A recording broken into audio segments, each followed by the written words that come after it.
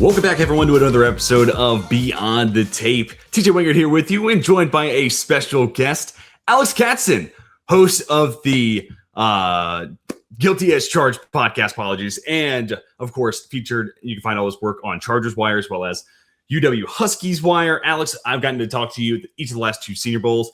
Been a pleasure to get to know you, and you're so sharp in, one, how you just write about football, so I appreciate that aspect of you, and that's why I want to have you on the podcast, but also you cover both college football, the NFL draft, and the NFL as a whole. So I felt like you were the perfect guest, and this was the perfect snapshot of your skill sets that you can bring to the table, because we're going to recap free agency today and how each move, both maybe our favorite signing for each team, but also what move most impacts the NFL draft. So I appreciate you carving out some time to talk to us and breaking down free agency here with 32 beat writers. Yeah, absolutely, man. Happy to be on. You know, we missed our shot last year after meeting one another at the Senior Bowl, so I'm happy that we got our shot this time around, and super excited to dig into all this with you, dude. And I gotta call back to that encounter. We called it 4 months before the draft that it was going to be Amari and Hampton at 22. Yeah, so with great deductive reasoning and obviously with your great insight, we were able to come to that conclusion 4 months early, and that was in just about every mock draft I did after that. So I appreciate you, my good sir. So with all that said and done, let's jump right into it. Starting with the Atlanta Falcons. Alex, I'll let you lead us off here. What move from the Falcons do you think most impacts the draft, or what move is your favorite from this bunch? Also, shout out to Yahoo Sports. I appreciate the departing moves on top of the additions. I always like seeing both. Maybe that makes me a geek. Yeah. The Falcons are kind of tough because they didn't do a lot. They didn't throw a ton of money around. I think the Tua deal is one you can point to, obviously, I think that some people are a little bit like too quick to jump on what does this mean for Michael Penix and stuff? But to me, right, like this makes total sense. Like you have two of the three left-handed quarterbacks in the league at this point, and Michael Penix isn't going to be ready to play until October or November, probably after tearing his ACL. And so the entire team is learning a brand new offense. You have to get all that install done. You can't do that install with Michael Penix because he's not cleared to practice. Why not bring in one of the only other left-handed quarterbacks in the league so that your entire team learns how to do that offense left-handed, so that then when Michael Penix does come back and does play, and maybe Tua lights it up, right? Like maybe he lights it up and Michael Penix never comes back. But assuming that Michael Penix comes back and the Falcons, figure out what they have with him once he is healthy, like that's going to let him hit the ground running, right? And so you're going to get a better picture of whether or not Michael Penix can be your franchise quarterback. And so that may not affect this year's draft that much, but it might end up affecting next year's draft a ton, right? Because if Atlanta is like, look, we gave you all the tools to be successful. We already spent all of OTAs, training camp, the preseason, weeks 1 through 5. We did this with a left-handed quarterback. The offense is built to be left-handed, and you still didn't play well. Then we're going to be in the quarterback market next offseason. And so I think that that's a really interesting one for me. Obviously, you get him for basically free on the minimum. I think it's a great opportunity for Tua to revive his career in another sort of timing-based offense that, Mike McDaniel is obviously super timing-based, but so is Kevin Stefanski. And so I think that one is the most interesting to me, of kind of like the small potatoes moves that the Falcons made. But, maybe a boring answer picking the quarterback. No, downside of starting with alphabetical order, because it does lead us off with the team that didn't get to do too much. With you on Tua, also the injury happened so late in the season for Penix, so timeline probably going to need to see at least a little bit of Tua. So I like that, and getting him from cheap, vet minimum, got nothing to lose. So I'm with you. That's definitely to me the most impactful. Maybe Jahan Dotson, but but really Kyle Pitts would maybe be the only other thing to shout out here. I find that to be interesting. Interested to see what that looks like in a Kevin Stefanski offense. And Njoku had some big moments, some good runs there. Kyle Pitts, plus version of that maybe. So did want to shout that out, but we'll probably move on because the team that didn't do as much, not quite as much as this Baltimore Ravens team, may have seen them in the headlines once, twice so far this offseason. So, man, okay, I'll just start with, I have to be careful here. I'm a Steelers fan, so I don't want the bias to come across too strong, but just from the outside looking in, let's lead off with what everyone wants to talk about, the Max Crosby trade and how it falls apart. To me, I got to say, it just looks like the trade didn't sit well with them. On second thought, rather have pick 14 and I'll just go sign Hendrickson. And then the timing, what you see with Ari Mayrov and his reporting timeline of the Hendrickson camp and their communication, kind of feels like maybe that was what's happening. But Alex, from what you've maybe read on this situation or who you've talked to? What is your consensus? What's your thought from maybe just the outside on how your read is that? But also let me hear your thoughts so far on the Ravens offseason. Any moves that stand out and draft implications? Yeah, I think it's probably a little bit of column A, a little bit of column B, right? Of like the Ravens are a franchise that, number one, is fairly notorious around the league for being sticklers on physicals. They've had deals like this collapse before, doing this kind of thing. Like even going back as far as Ozzie Newsome, like this isn't just an Eric DeCosta problem. Like they have a history of doing these kinds of things. Like physicals are a routine part of it. There's no such thing as failing a physical, which we all learned after this trade, went through and then didn't go through. It's really just up to what amount of risk the team is willing to take on. And this is the first time that the Ravens ever traded a first round pick for a player, right? And so you want to be 100% sure that you're going to have that guy for the long term, because whoever you're drafting at 14 is going to be on your team for at least 4 years, probably 5, you hope 10, right? And so, are you comfortable that Max Crosby is going to be on your team for 4 years like you signed Trey Hendrickson to be? And then I think there is some aspect of it too, where it's like you got 2 or 3 days in free agency. Trey Hendrickson hasn't signed. Maybe his number comes down a little bit. You do some digging around and you're like, right. And you're like, oh, maybe we would be players in that market if we wanted to be. And do we feel a little bit better about that, knowing this information about Crosby? And I know that, they go out and say like, oh, well, our intention was to have both of them. And I'm like, I don't think that that's financially possible, but I appreciate your attempt at doing that. But, obviously the Hendrickson thing is going to be huge. The Ravens really struggled with pass rush last season. But I think the most impactful thing for this year's draft is the John Simpson signing, actually, because the interior offensive line, they got to rebuild that entire thing, right? Tyler Linderbaum goes to the Raiders. Daniel Falele is still out there as a free agent. They struggled with both guards. It sounds like they're going to hand Emory Jones one of those jobs. But on paper, they still needed to fill that other guard spot that was being vacated by Daniel Falele leaving in free agency. Presumably, he hasn't signed anywhere yet, right? And so I think in a lot of mock drafts, you saw Wengert Ioane in that spot at 14 when the Ravens had that pick, and then they trade that pick, and it's like, oh, well, it doesn't matter. But now that they have the pick back, it's like, well, now I guess Ioane is not going 14. Does that mean, does that signing signal that the Ravens think that Ioane won't be there? Does it signal that they don't think that he's a player worth the 14th overall pick? This is such a weird class because of where the values are in non-traditional spots, that it's like maybe the Ravens think that somebody will take Wengert Ioane before 14th overall. And so they were like, you know what, we got to go out and we got to sign John Simpson so that we have an offensive line across the board. And obviously, they're still going to go out and make a move at center. That's probably going to be a draft consideration for them too. But I'm intrigued by the Simpson signing. I think that, he benefited from some time away from Baltimore, and I think he'll be a good player once he comes back. Yeah, no, I echo all your thoughts there. I think John Simpson's definitely the one to highlight there. Hendrickson, I'm thinking about now with future mocks partnering him up at 14, maybe with Akeem Mesidor. Curious your thoughts on Mesidor, just polarizing prospect, but deep pass rush bag, and especially for a team like the Ravens and having 2 technicians, Hendrickson on one side, Mesidor. Just curious. I always like your aspect and your kind of outlook on some of these team fits. So your thoughts maybe on Mesidor partnered up there with Hendrickson if the Ravens went that way at 14. Yeah, I think I could see that pretty well. I think Mesidor is a guy who has experience reducing down inside too. That's something that the Ravens like to do typically. And obviously, with Jesse Minter coming over from the Chargers, covering the Chargers, I'm very well familiar with the fact that that's something that Jesse Minter likes to do very much. Yep. Mesidor is an interesting case. I think a lot of people focus so much on the fact that he's going to be 25 that we maybe don't talk enough about the fact that he has a history of foot problems and, was exceedingly late to his combine interview, which usually means that your medical check took a little bit long. Sometimes it means the medical checks for the guys in front of you went long. I'm not going to, go out there and say Akeem Mesidor failed his medical at the combine. Right. But there is the history there. And I think the ways that he wins are very interesting to me. I'm interested to see how well it's going to translate in the league, because he does do a lot of winning across a tackle's face in college. And that's not necessarily something that we see as a super translatable skill set in the NFL always. But like you mentioned, he has the deeper bag a little bit. And so he can get into some of those other things where I think he can still be an effective player. And so I think, if you're, completely reformatting that pass rush, if you're the Ravens, I think that could definitely make some sense.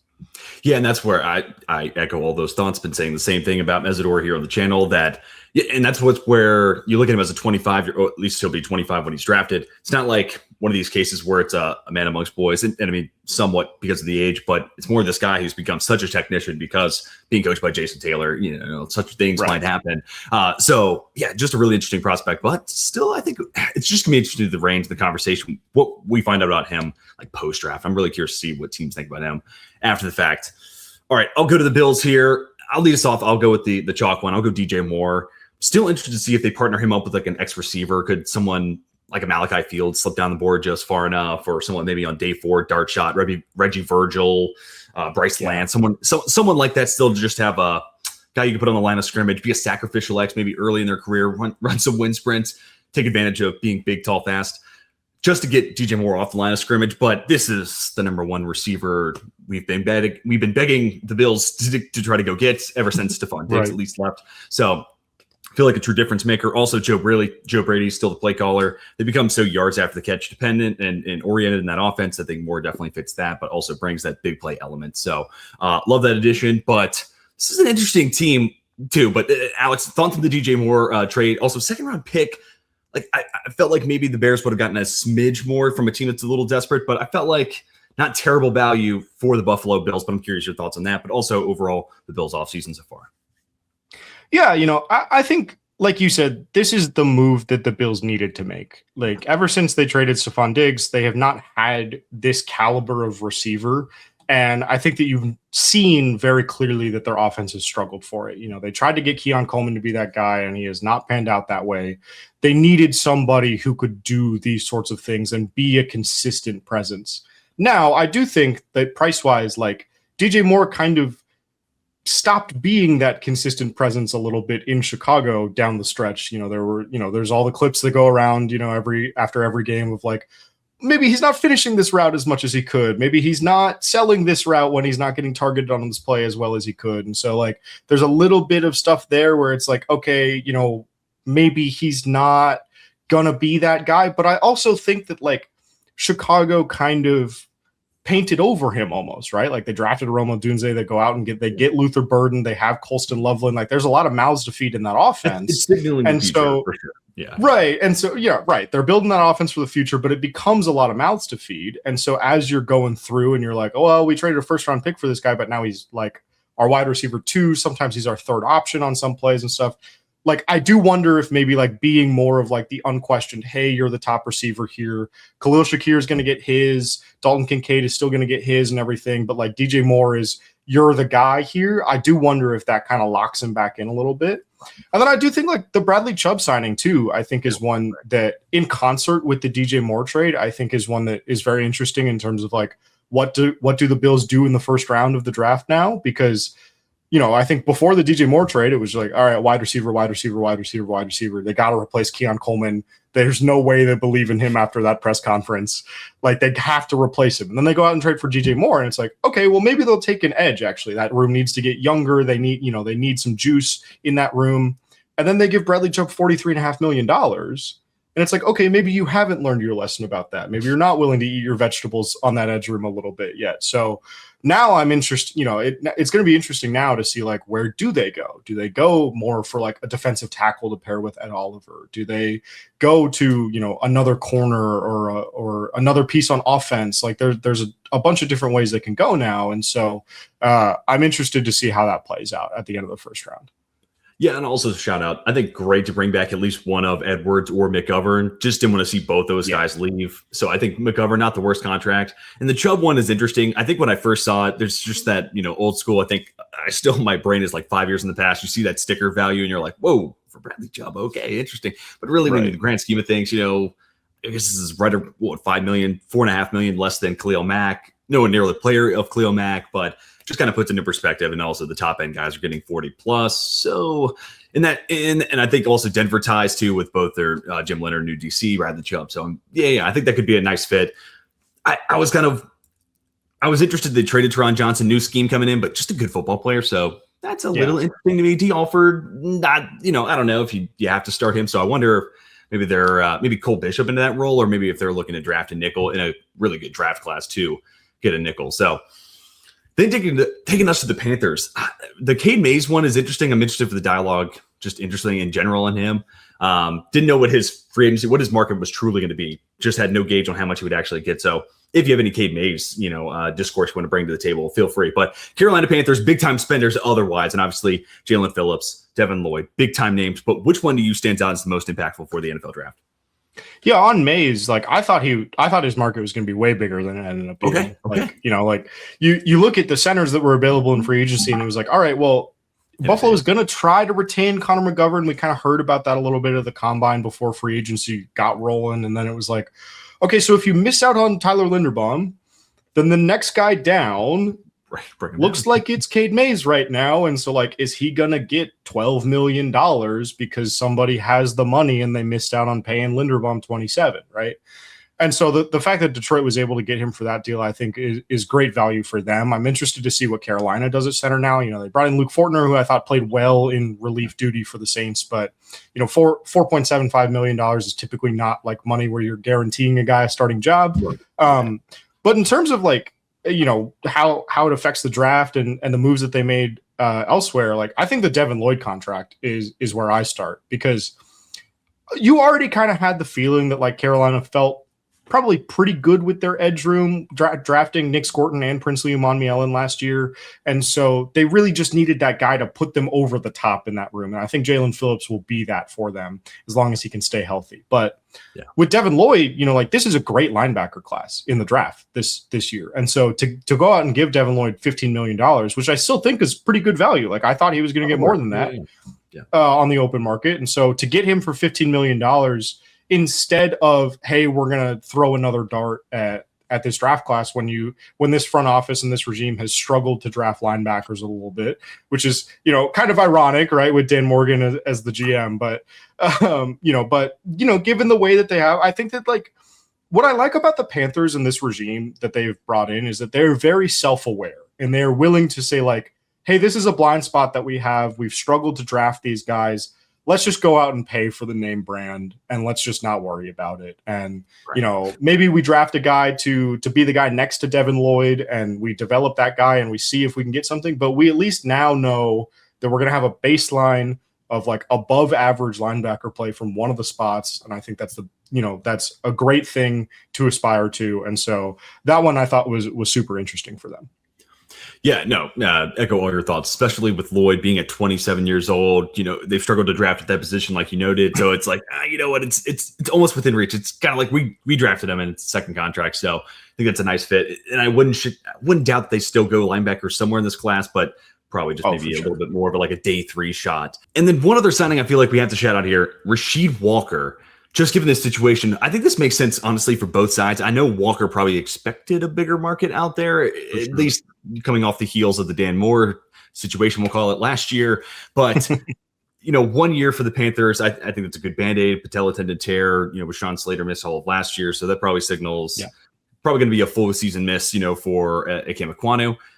And also, I think there's an interesting future maybe for him to move to guard with Damian Lewis in a year from now. But we can save that conversation for another day. But I think situationally this makes sense. And then also Rasheed Walker, if he plays well, gets to test the market again next year. So did want to make sure we got at least that noted there.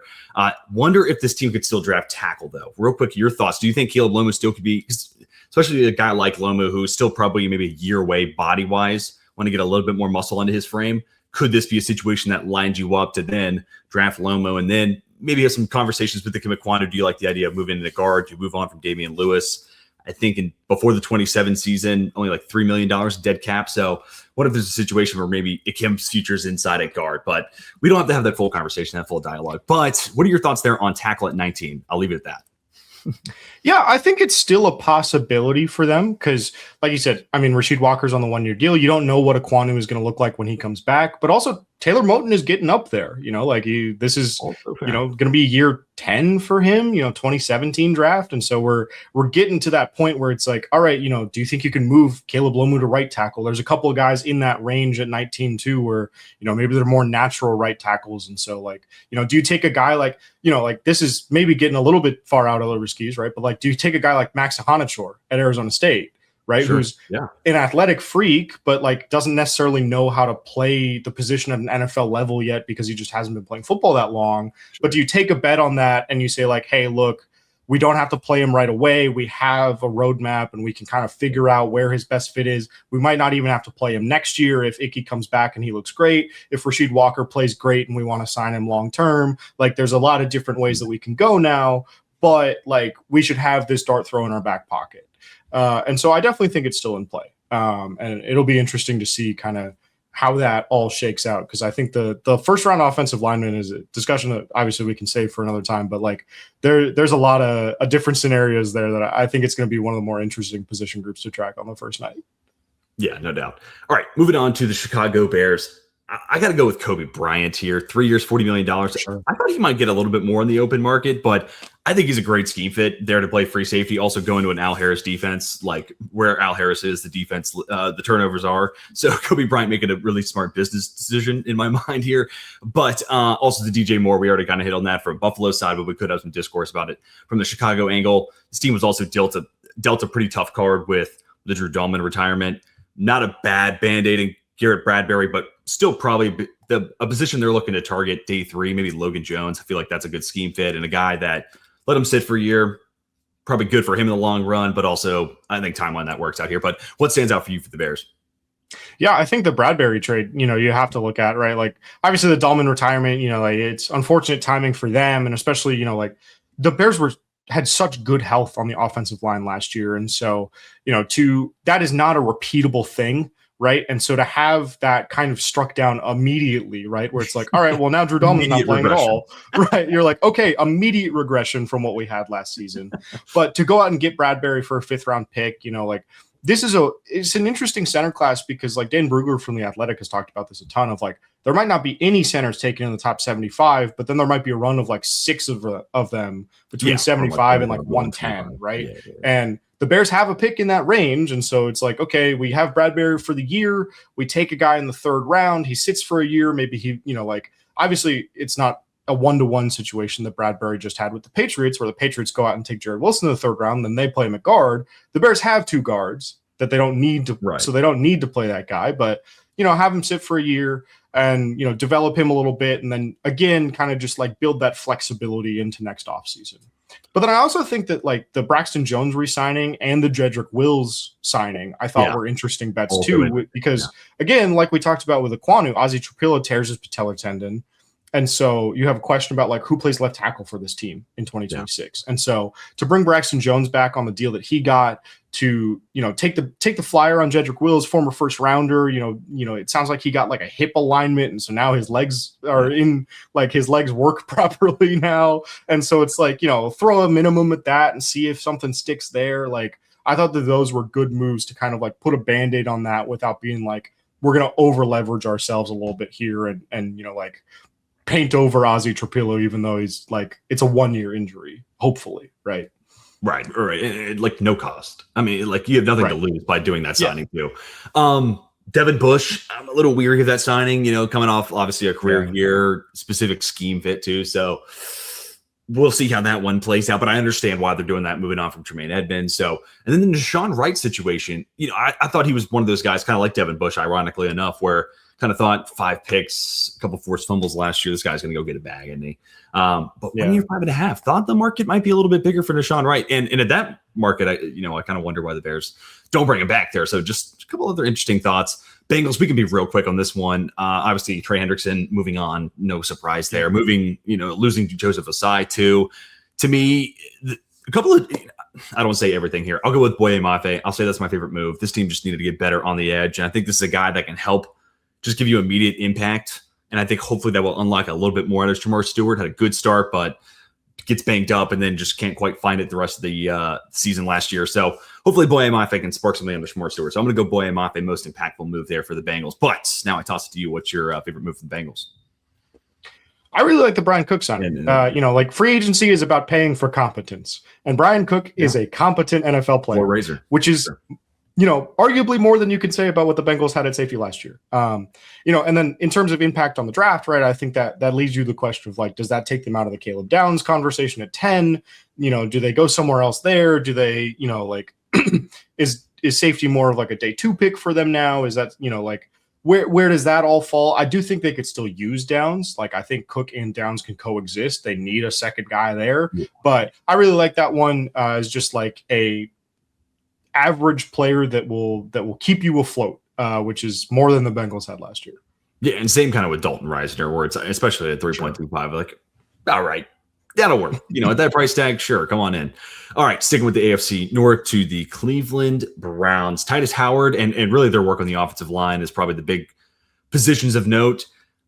A lot of money for Zion Johnson. I do think all that said, a lot better scheme fit in my eyes for Todd Monken. So I want to know your thoughts there, just from a lot of his time coming under Greg Roman and a lot more, traditionally at least gap-oriented concepts there with Roman.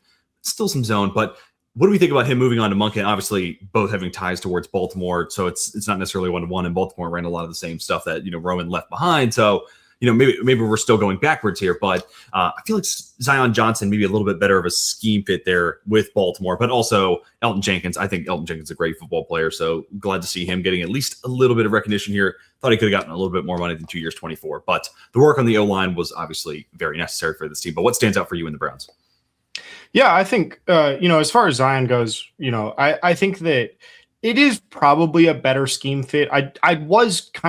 I was intrigued to see what he would look like in Mike McDaniel's offense and more of a wide zone. Like he's a guy that tested like a monster athlete coming out of the draft in 2022. Yeah. And so I was excited to see, like if the Chargers were able to bring him back, what that would look like. But I do think, like this is an ascending player, and to get him at what, like a lot of people were talking about, like Zion Johnson could get $18 million a year. Right. And so to get him at what comes in under market, compared to some of those estimates when we started to get kind of like, for sure. Oh, wait a second, there's really not that many guards available in free agency. Maybe someone's going to go out and pay Zion Johnson a ton of money. So I think to do that, like, I think that he's going to be a great player for Cleveland. I think he's a guy that's gotten better every single year. Chargers fans kind of got on him a little bit because, I don't think he ever lived up to the 17th overall pick, but he's gotten better every year. He's very solidly gotten better. He was a pretty average guard for the Chargers last year. I think that he'll be probably a little bit above average for the Browns next year. But, in terms of like the overall picture of the moves that they made, I think that it's interesting that like they've done this entire rebuild of the offensive line. And you look at Zion Johnson, Elton Jenkins, Titus Howard, Tevin Jenkins. Hey, there's still not a left tackle there. Yep.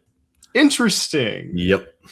Come on. Yeah. I'm like, Monroe, and we know, right, too, about Andrew Berry that he loves younger prospects, athletic prospects, especially in the first round. Like, there are very big athletic traits, like young, they want to take the younger players. So Monroe Freeling, if you want to go Spencer Fano that high, I could see the argument for that as well.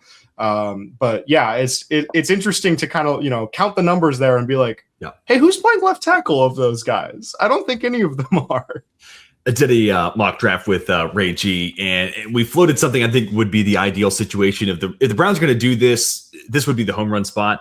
Maybe you could get the Rams to call you. They've been trying to move up the last 2 years. Could they go push the chips in even more, move from 13 up to 6 to go get like Carnell Tate?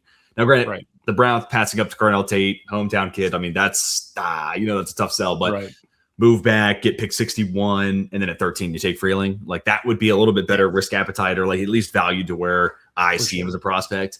For sure. But we're talking about a world of ideals, and we don't necessarily deal in those. So, but yeah, no, it stands out like a sore thumb, like everything but left tackle is standing out. So, Monroe Freeling, it feels like the pick there, no doubt about it. And really, it's really the O-line work. Also, I did like the Tevin Jenkins. I like that re-signing there. Yeah. And then Sheldon Rankins, 2 years, $12 million. He gets that contract every offseason. I swear to God. I don't know how he keeps getting away with this, but he gets that contract every year. All right, Dallas Cowboys.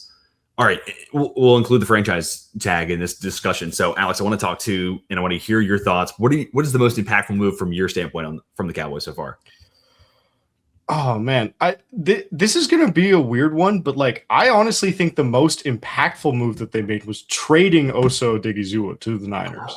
I kind of agree. I didn't like that move, to be honest with you. I didn't love it, and I know that the argument is going to be that the Christian Parker scheme, there's not as much room for like a 3-tech 4-eye. You're paying 3 guys $20 million on the defensive line.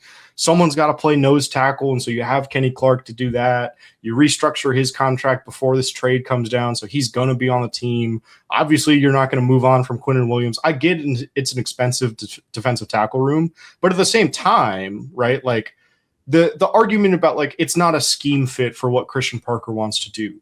The entire league is playing base nickel now. And so you need a guy that can play 3-tech 4-eye, even in a defense like that wants to get into different fronts that maybe don't necessarily accommodate some of that stuff. So I thought that was interesting. Pair that with the Solomon Thomas trade and then bringing in Otidio Ogbonnia. Like, I think it's very interesting to see what that defensive tackle rotation is going to look like. And then I honestly really like the Jalen Thompson deal. I think that Jalen Thompson is a guy who's flown under the radar for basically his entire career because he was a supplemental draft pick. He's played for the Cardinals for the last 7 years, so nobody's really been watching what he's been doing. But I think, again, right, like we talked about with Brian Cook, you pay for competence in free agency, and I think that this is a competent guy. I think he will do a much better job of kind of keeping that defense glued together when you have some of these risk-reward corners like you have a Deron Bland out there. I think that Jalen Thompson kind of glues that together a little bit more, so I like that one too. Yeah, no, I echo all those thoughts. Rashawn Gary, it's a year out from now, but 4th-round pick, in 2027, I don't know. That's just a draft that, I don't know, maybe I'm doing the same thing we do every year, looking ahead and getting rose-tinted glasses. Next year's draft is always better.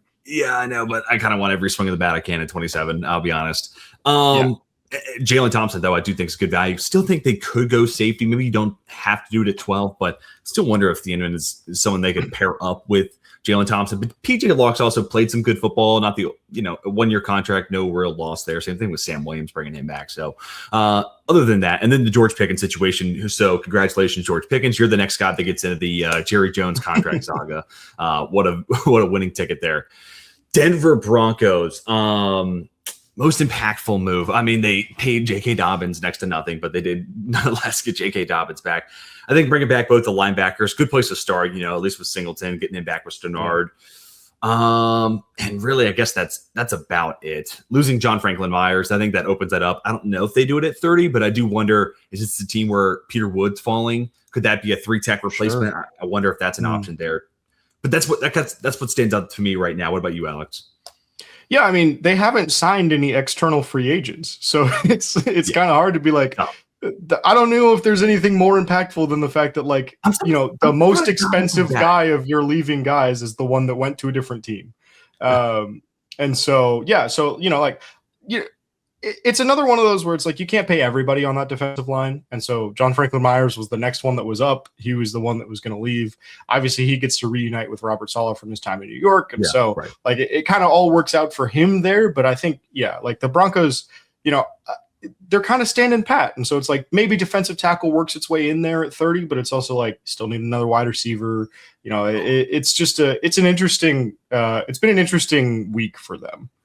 They're one of the teams that, I don't know, about a month ago, I was starting to think, man, Omar Cooper Jr. might be the perfect guy for the Broncos there at 30. And then, time passes on. And now Omar Cooper Jr. from pick 20 on is everyone's most likely outcome. Pick 21 on, at least we'll say. We'll exclude the Cowboys there.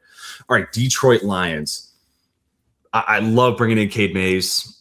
Like you said earlier, I had heard he could get a lot more than this, but I just wasn't entirely sure. And then the Taylor Decker situation, they now look like a team. They're kind of penciled into maybe drafting a left tackle there in the first round. So Caleb Lomu, again, I'm kind of looking at you.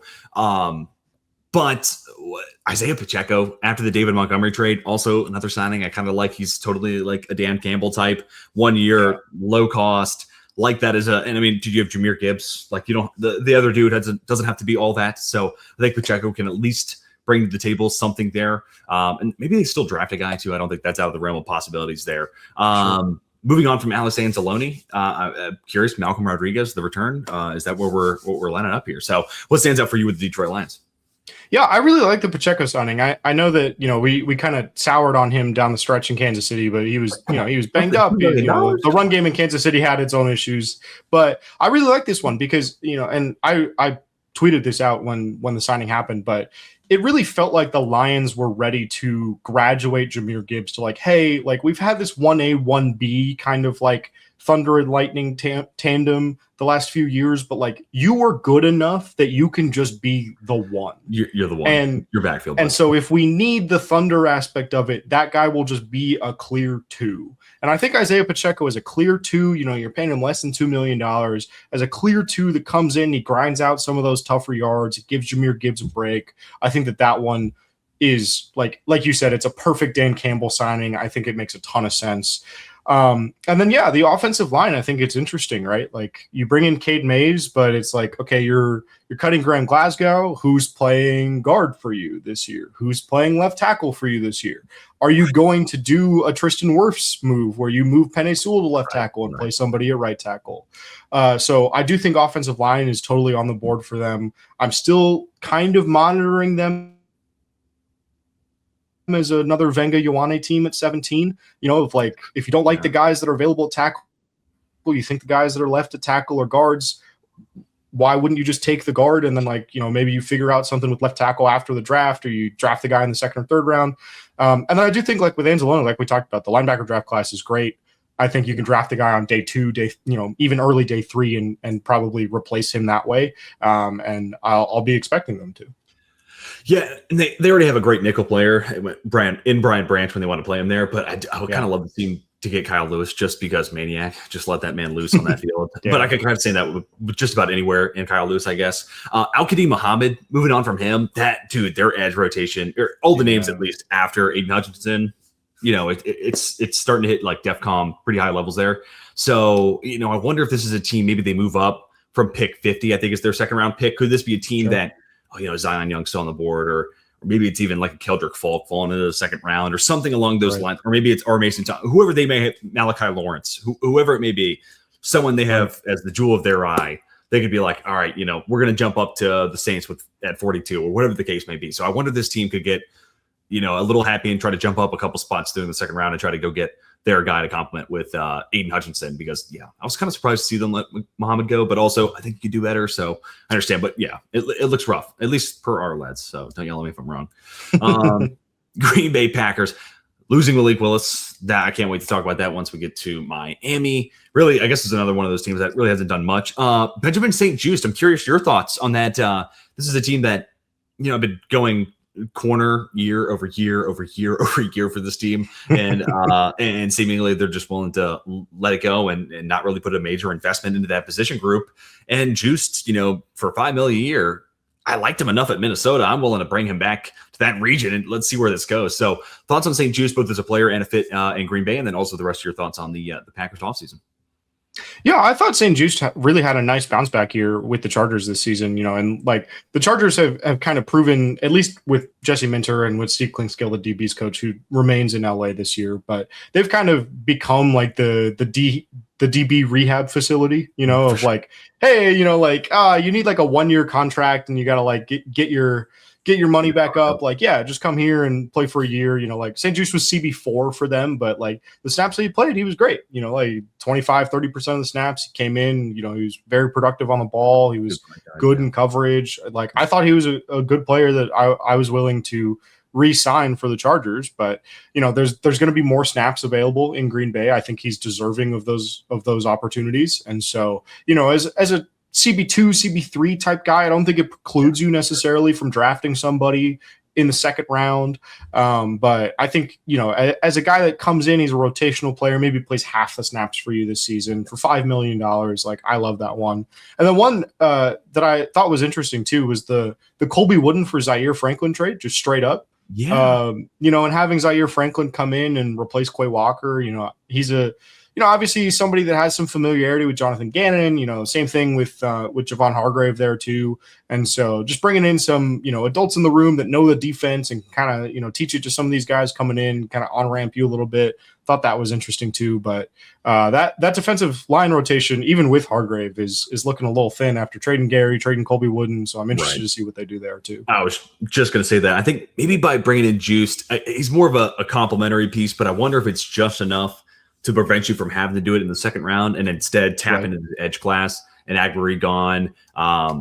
and then also the Gary trade. I wonder if edge might end up being where they go with that first pick. So for sure. Yeah, honestly, value-wise, that might end up being better. I don't know. Sometimes when I'm doing these mock drafts, you get to, I think it's pick 48. I might be a little off, somewhere in that ballpark. But you get to that region and you're like, ooh, had a pretty hard run on corners here. So honestly, edge might be a little bit better there anyways. And also just to get more production, I thought Rashawn Gary, after they got Mike Parsons, would do a little bit more. But oh, well, that's Dallas's problem now. Let's get to the Houston Texans. The David Montgomery move is one that stands out to me. Moving on from Titus Howard, also a little surprising, but that was just a unit they got to continue overhauling. So I'm fine that it is Titus Howard. Hope that he has greener pastures in Cleveland.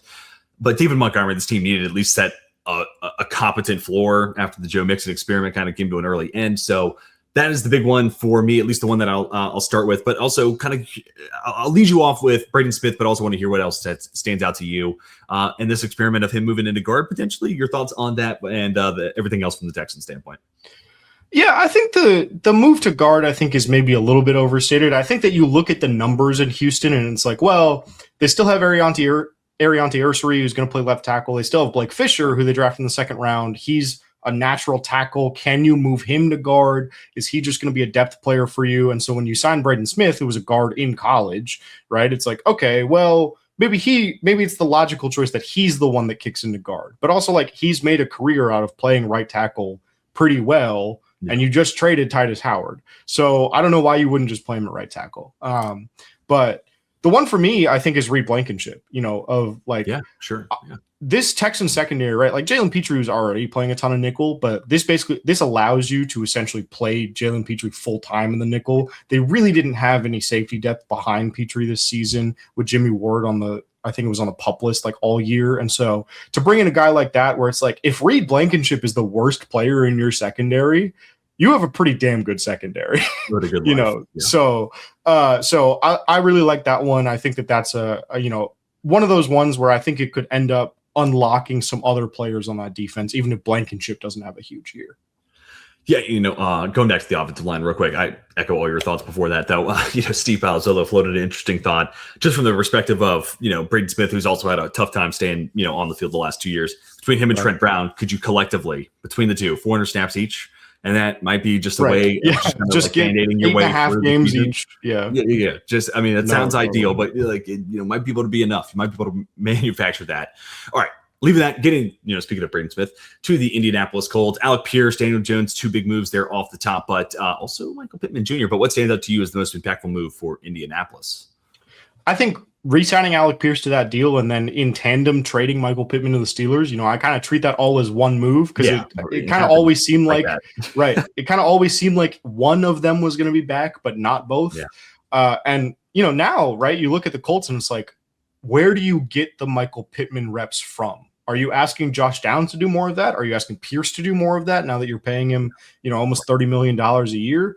Are you asking Tyler Warren to do that? Like, where are those reps coming from? Some of those things I don't think they have a guy that has that skill set on the roster to do right now.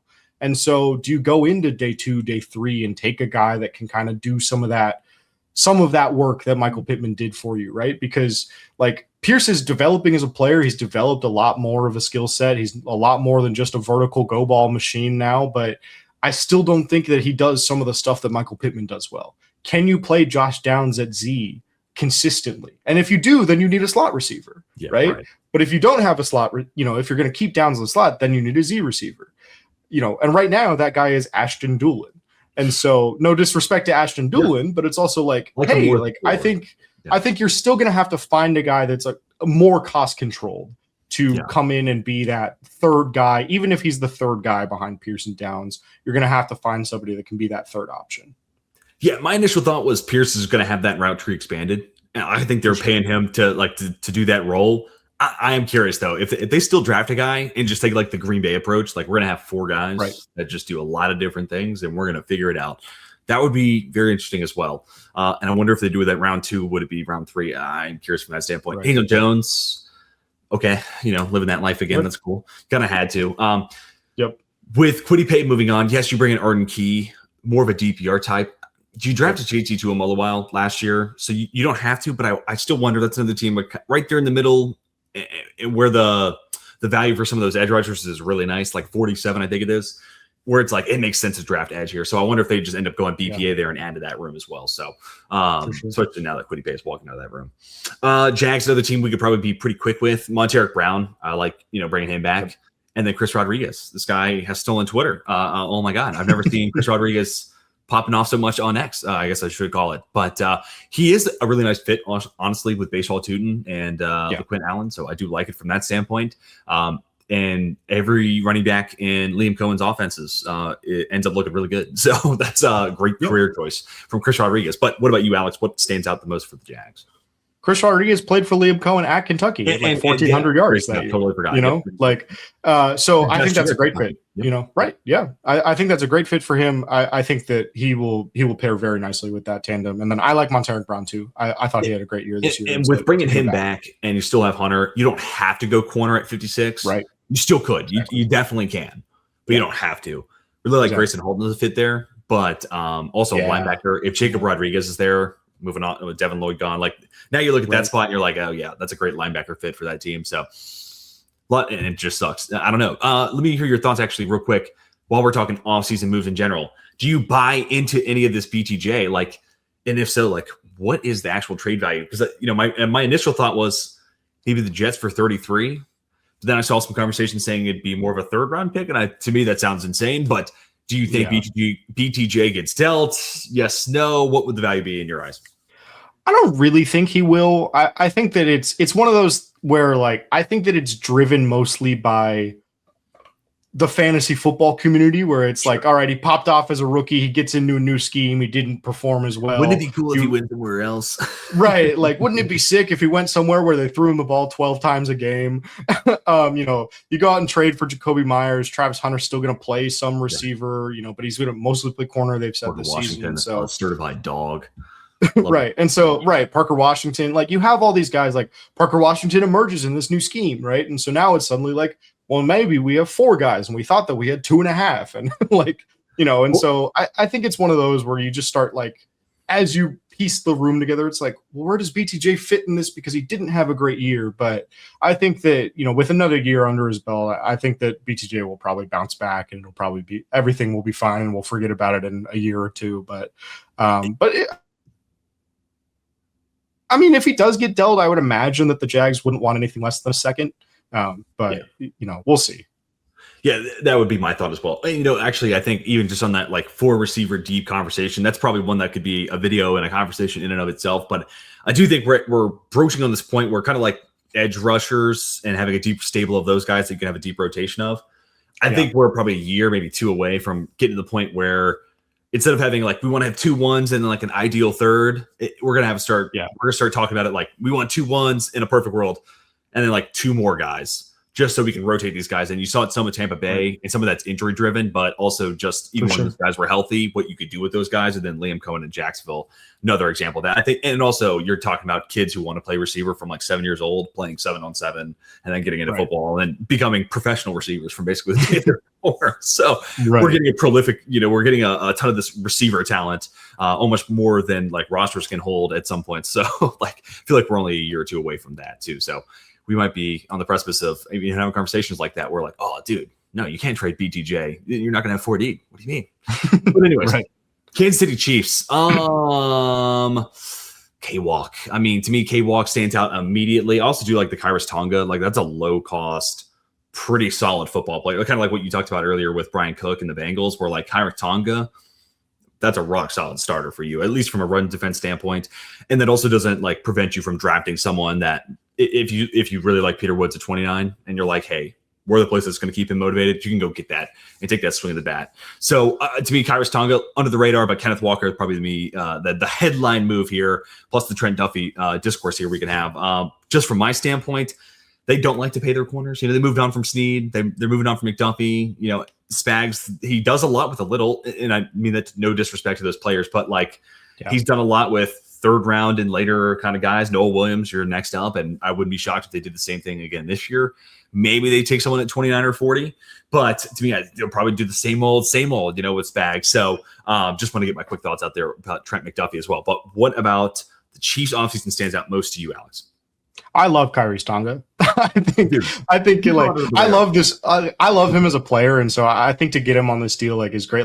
The Chiefs have had that spot on the roster open for Derek Nottie for 10 years at this point, right? Of just we just need a competent nose tackle that can stop the run next to Chris Jones, and they even went back out and got Derek Nottie from the Jets this year after they were like, oh no, we tried to move on from him and we couldn't do it, and so to go out and just pay Kyrie Stonga to do it, I think that's great. I thought the Tyquan Thornton re-signing was really nice, honestly, too. I thought he flashed a little bit for them. And then, as far as McDuffie goes, Steve Spagnuolo is a guy that builds the defense from the trenches back, right?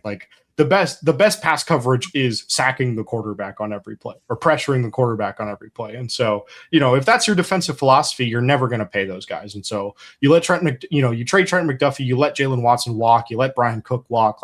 I think all of those moves make sense from a philosophical standpoint, from everything that we know about Spags. McDuffie's a great player. Watson's a great player. Cook's a great player. That takes nothing away from them as players, but also how much of that do the Chiefs think is Watson looked great, Brian Cook looked great because we had all of this stuff in front of them and we had this schematic framework. And so I do think that that's one where philosophically it makes sense to me, but it's also I probably would have just paid Trent McDuffie. Yeah, same here. If it was me, but I totally get why they did it. Yeah, and Jalen Watson's almost the exact example of the corner Spags is right, 7th round pick, that type of guy, $51 million. Yeah, exactly. And that's not to say, Trent McDuffie, first round pick, how good of a football player he is? Well, 4 years later, he's being dealt for another first round pick. Not often those guys will retain that value all that time later. So Trent McDuffie, great football player. Love that the Rams did that too. Alohi Gilman, also, I like him just generally as a football player. Notre Dame bias showing here for sure, but I think not a bad, lower cost replacement potentially for Brian Cook. Leo Chenal, losing him, good football player. I'm a big Chenal guy, so I'm interested to see if they tap into the linebacker well in this year's class. The Raiders, oh, dude, man. Well, just to get back to the Crosby discourse, I would have loved if this Crosby deal went through. I loved it so much for the Raiders. Liked it for the Ravens. It was to me an A for the Raiders, B minus on the Ravens, depending on how much you want to ding them for the 27 first rounder. But, I get where they're coming from, needing an edge rusher so bad. Let's go all in, put the poker chips into the table. So I was fine with it from their point. But 14, is it, Mekhi Lemon to be JSN for Clint Kubiak? Right. Is it Francis Mauigoa to replace DJ? All the possibilities. And I got one mock draft off before it was no longer. But all that said, also a team that still, with that, all that said, was super active in free agency. To me, Tyler Linderbaum, to me, has to be the guy. Just love that. Also, we're talking about Fernando Mendoza only having, I think it's 3 snaps under center all of this last year too. So, and Clint Kubiak, that man is going to be living under center this upcoming, really for that rookie contract. So having Linderbaum, I think, it makes that a whole lot easier, but also just to handle, he probably handles a lot of the line assignments there and all the stuff that's going on at the line of scrimmage, making it a little bit easier for Mendoza in that transition to the next level. And then I love Nakobe Dean. Nakobe Dean, great football player. Also, don't really mind the Kwity Paye. Another one of those ones where I look at it and I'm like, 16 a year for Kwity Paye. Whew. But it's actually in today's edge market, not the worst. It's fine. So I hit on 3 signings there. I cheated completely, but Linderbaum definitely the number one signing for me. But what stands out the most for you, Alex? Yeah, I think it's got to be Linderbaum. Obviously, anytime you increase the market on a player by 50%, over what it was, but he's a great scheme fit too. So it's a great scheme fit. He's going to be a great vet to get Mendoza through that initial kind of rookie hurdle. You want to pair a guy like that with a veteran center. I like the Jalen Naylor deal too. I think that Naylor is a pretty decent football player. I think he's going to have a role, if you want to use him like you used Rashid Shaheed in Seattle and in New Orleans for Clint Kubiak, I think that makes complete sense. You get him for $17 million less total value than Rashid Shaheed got. I like that one. And then I thought re-signing Malcolm Kuntz too to a 1-year deal. He's a guy that I had circled as a bounce back candidate for them. 1 year's $10 million this year. And so, year 2 off the ACL tear, last time we saw him completely healthy, he had 11 sacks. So I think that's probably, there's still a good player in there probably. And so if he comes back from the ACL, we see guys all the time get back to their pre-injury form in year 2. So I think that was a nice one as well to be able to get that done. I also have Ashton GT in one of my dynasty leagues, so big time Linderbaum fan from that standpoint. Yeah. And real quick, one name we didn't shout out here was Eric Stokes. $10 million a year. I don't hate that for Eric Stokes. He bounced back, had a pretty good season last year, so we'll shout him out since it's on the screen. All right, to your LA Chargers, I turn the floor to you. This is your world. What stands out the most? What do you think from before free agency to after? And I know you're plugged in, so I know you probably had an idea a lot of what was going on. But all that said, to me, or from your standpoint, what changed the most from before draft complexion to post draft complexion when we talk about this free agency class? Yeah, I think that you look at this and what stands out is who is starting at guard still. Because right now it's Trevor Penning and Cole Strange are starting at guard for you. Yeah. And, Joe Ortiz was never going to be somebody. I know that the Chargers had all this money, but Joe Ortiz was never going to be somebody that goes out and spends all that money. You became a GM because if for 25 years in Baltimore, you took the measured approach, you drafted and developed. That's how you got this job. If you get this job and then you go out there and you spend, $300 million in cash over the total, length of contracts like Tennessee did, you're going against what got you there in the first place and you're making rash decisions, right? And so I totally get why they took this approach. Obviously, fans are not going to be thrilled with it because it's still who is protecting Justin Herbert? They still only have 6 offensive linemen under contract.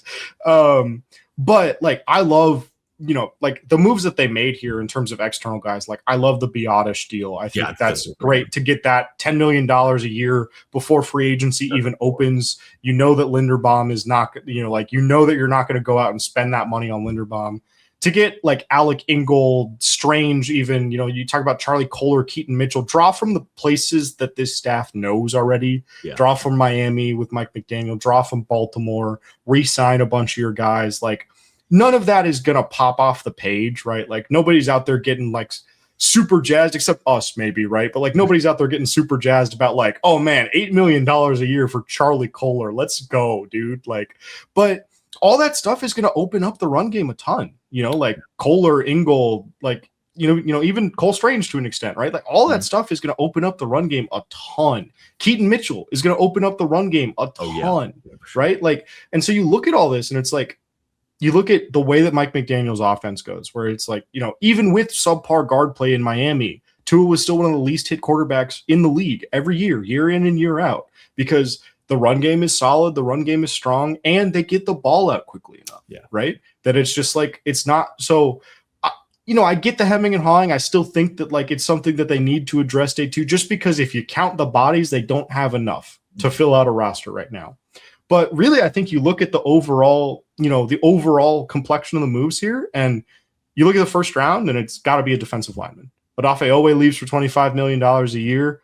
You don't sign a defensive tackle. They signed Dalvin Tomlinson to play nose, but you take a guy that gets cut from the Cardinals and Dalvin Tomlinson, but Owe is gone. You have one more spot open in the defensive tackle room, and you need a guy that can play as an edge 3 right now, because you have Khalil Mack and Thule, but the scheme that they're keeping with Chris O'Leary is going to be the same as what they ran with Jesse Minter last year.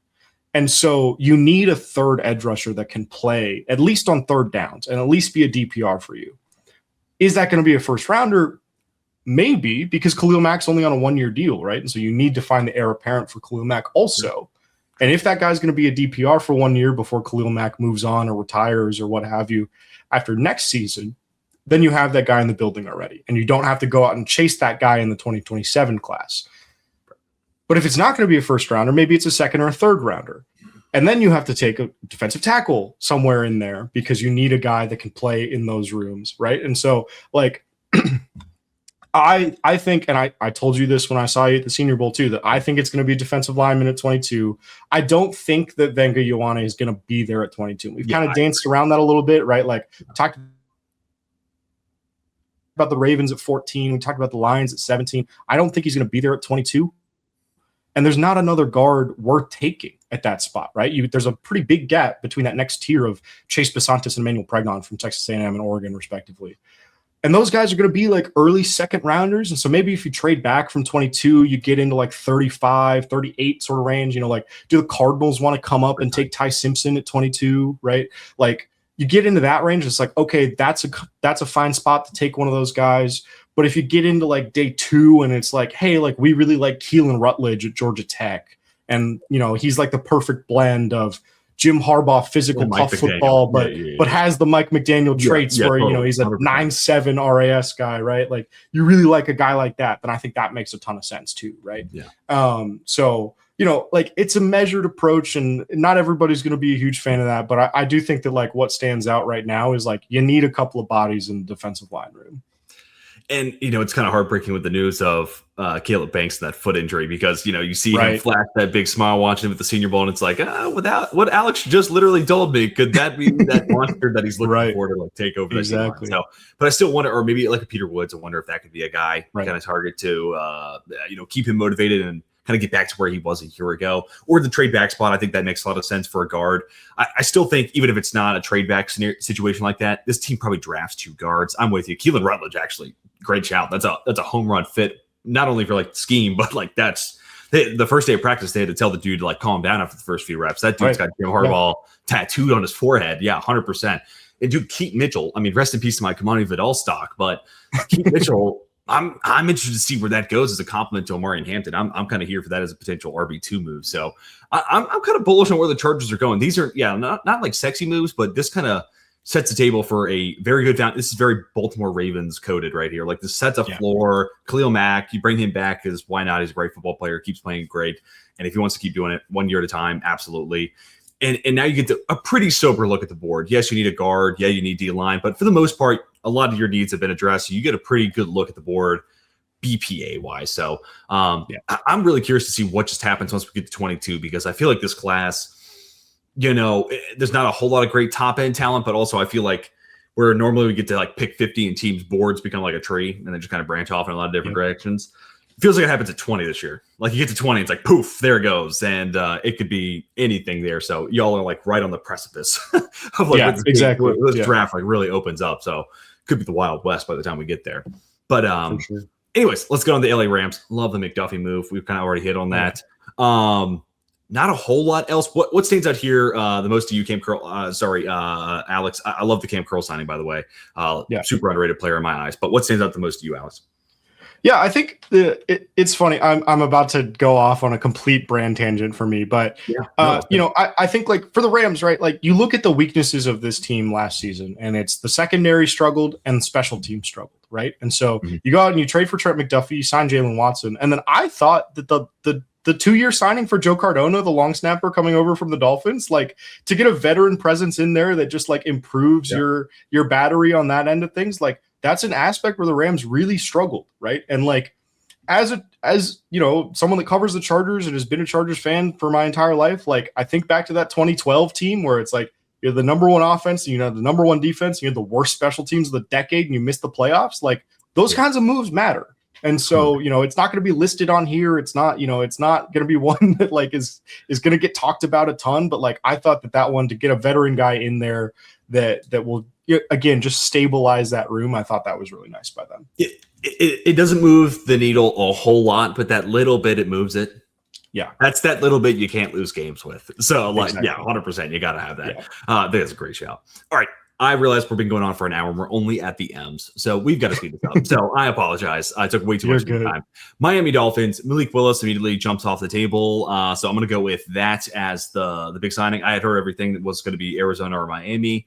To me, I'd rather throw the guys in Arizona than Miami, but also familiarity with the staff. Totally understand. And I thought, honestly, he might end up getting a little bit more than this. So not a bad deal from where I look at this. So what stands out the most to you with Miami from the draft standpoint, but also just your favorite signing of the bunch? Yeah, I think it's got to be the Willis one. I really like the Alex Austin signing too. I thought he played pretty well for New England last year. And so, give him a shot. Maybe he plays a little bit more defense for you because there's really nothing in this cornerback room. And so I think, you look at the overall moves here and it's like, oh man, a lot of 1-year deals, a lot of small deals. Like DB, I think you're taking corner, right? And so it's like, even with all that, I'm like, all those are short-term, they're small deals. I'm like, I still think it's corner at 11. I'm always curious where Josh Uche goes to. Sorry, I didn't mean to cut you off there. No, you're good. No, I like the Uche one too. I think like that's a good one. But yeah, I still think it's corner at 11 for them. Interesting. I kind of want the team to go receiver too. Receiver as well. Sorry. Would be fun. I don't think you have to do it at 11 unless Cornell Tate was there. I like wonder if they would pull the trigger on that. Like, but could Bobby Slowick squint and see like Nico Collins? Like maybe. Right. Not personally, I'm not saying that's a comp, but I wonder if he could get there, or is it like Chris Braswell in the second round? So, just a couple of the position groups I'm looking at for them. Vikings, big ones. Kyler Murray, of course. Discourse galore there. James Pierre, not a bad football player. Coming off a career year, I'm a Steelers fan, so I was kind of thinking he might be another guy who gets a little bit more than maybe he's really worth, but he's an inside-outside versatile guy. I think he totally fits within Flores and what they're going to ask him to do. So for $4.25 a year, that's a good fit. And then you get Kyler on the vet minimum. So like, regardless of your thoughts of Kyler, you have to acknowledge that's a good value for a team that I don't know if they still end up trading Jonathan Grenard, but that looked like a desperate move because they had to get under the cap.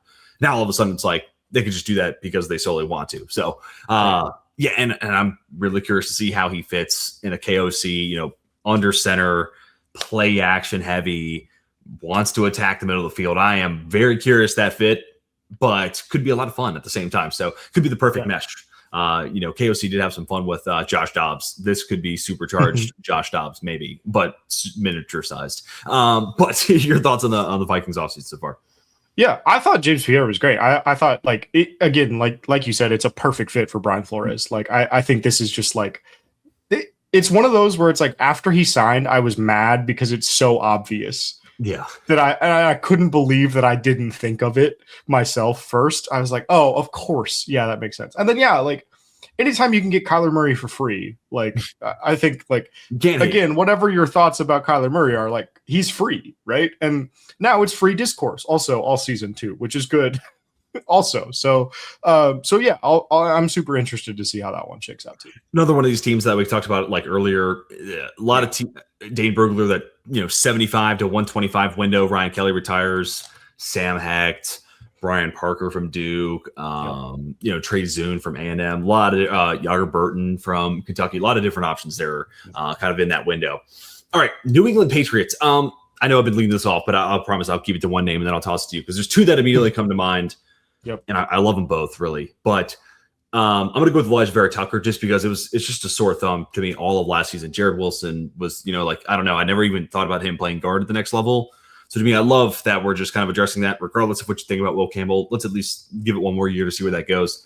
Now we at least have Jared Wilson. One, of the two conversation points, at least one of them now is solved. And Elijah Vera Tucker also has played some good tackle. So if you ever do get into a pinch between Morgan Moses or Will Campbell, he has some flexibility there with AVT. It's also sweet to take him from in division. I always love when that happens. Just makes it feel that much sweeter. So I'm going to go with AVT, but I'm curious to see let's hear your thoughts on that. But what other signings here stand out the most to you with the Patriots?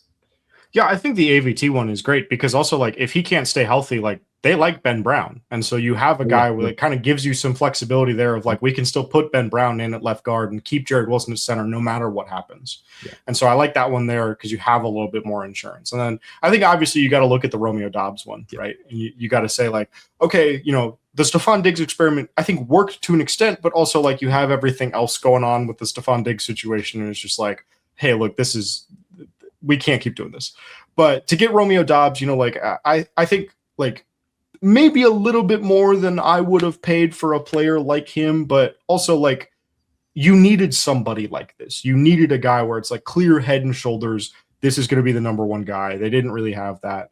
And so to get that, I think is great. And then I thought Draymond Jones was a really good signing for them too. To replace Caleb on Chason with Draymond Jones and get some physicality in that room, add a little bit more run defense than Chason gave you last season, even though Chason had a great year. Like I think that was a great move by them too. And so, I think the Patriots have done very well. Yeah, and also Kevin Byard signing, love that. Him and Braves getting back together. But Dobbs was the other one that I kind of had in mind. But specifically looking at like him as a true X receiver, and what I hope that does for Kyle Williams going into next season, kind of being that Z big play threat, take advantage of that route running and how explosive he is in and out of his breaks. I'm kind of hoping for that year 2 breakout with Kyle Williams. So especially in dynasty leagues, I'm trying to get my hands on as much Kyle Williams as humanly possible. So I'm hoping that's like the fit and that removes that room around just the way it needs to be. All right, New Orleans Saints. Let's go with Travis Achan. I guess we're gonna go with Travis Etienne, just in case, or for those who haven't heard yet. But I'm gonna go Travis Etienne. To me, that said a lot about like Jeremiah Love in this draft, and I know that's kind of already been beaten to the ground. Yep. David Edwards also big move because I've been kind of mocking Chase Besantis, Emmanuel Pregnon a ton to this team. They're at 42, so I love that they addressed that. Good scheme fit as well, but ETN, that almost made me think, damn, okay, all the stuff I heard about the Titans loving Jeremiah Love, that must be true. So I'm going to go with Travis Etienne. Evidently, also the name change. Got to shout it out here. So shout out the man. Getting respect on his name, literally. So yeah, and I think to rewind a little bit too, right? Like you see Kansas City go out and sign Kenneth Walker. They have the ninth pick. Right. The Saints at 7 go out and sign Travis Etienne, right? Like the Commanders go out and grab, guys we'll talk about. And so it's like, oh, okay, so maybe Jeremiah Love is going to be gone by all of those picks. Yeah. Okay, yeah, no, that makes sense. Yeah. And then I thought the Caden Ellis one was interesting too. $33 million for Caden Ellis. Like it's a good deal for him. Again, strong linebacker class like we talked about. And so thought it was interesting that was kind of the way that they went to replace Demario Davis a little bit. And he continues to live in the NFC South, makes a living in an entire conference. Good for him. All right, New York Giants. So big departures include Wan'Dale Robinson. Love that they got back Jermaine Illuminor. Bought low on Greg Newsom. I kind of dig that. And then everything else is kind of the Baltimore Ravens show. So I'll kind of leave it at that. I mean, they're building continuity with John Harbaugh and obviously with players he's familiar with. So of that bunch, I'll go with Isaiah Likely. I'm just not the world's biggest Tremaine Edmonds fan, so like not a bad contract, but not a bad contract, and he's still not like the oldest player either. So, but I just still don't rule out Sonny Styles there at 5. But Likely, I'm curious to see what that looks like, to be completely honest with you. But setting a floor with a lot of these moves, and then Jermaine Illuminor, $13 million a year. Thought he might end up getting closer, like 15, 16. So not the worst contract there. That's what stands out to me the most with the Giants. What about you, Alex? Yeah, I think the Edmonds one is interesting. You kind of hit on it of like, what does that mean for Sonny Styles at 5? I don't think it necessarily precludes them from doing it. If you want to just have 2 linebackers that are 6'5", like that seems fine to me. Like, go ahead.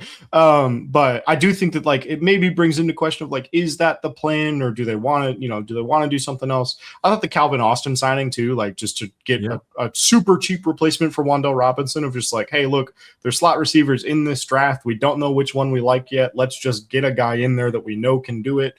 Fine. I thought that was totally fine for them. It's a cheap deal. Like it's not a big deal. But I thought that one, instead of paying Wan'Dale Robinson $70 million, you pay Calvin Austin $2 million. I thought that was a pretty good piece of business for them. Yeah, and I wonder on a similar scale but larger, I wonder if we end up having the same conversation about like Jermaine Illuminor, Francis Moinoa. Like if they end up going Moinoa, do we just end up being like, oh, okay, so they brought back Illuminor because they like him, but they also did that just in case they didn't have Moinoa, or whatever the case may be, just because there was that buzz around him going potentially 3. So, but I love that they bring back Illuminor, and I don't think that stops you from drafting Moinoa if you think that's best player available and you like him at guard, because also that would be 100%. Great. New York Jets. I won't even say a word here. I'll let you lead it off here with the New York Jets. What stands out the most with the Jets overhaul this offseason? I think it's very funny that the Jets were like, all right, we didn't get an interception all season. So what if we just sign the guy that had the most interceptions? And we are guaranteed, even with turnover regression, he will luck into one of them, and we will infinitely increase the amount of interceptions we generate next season.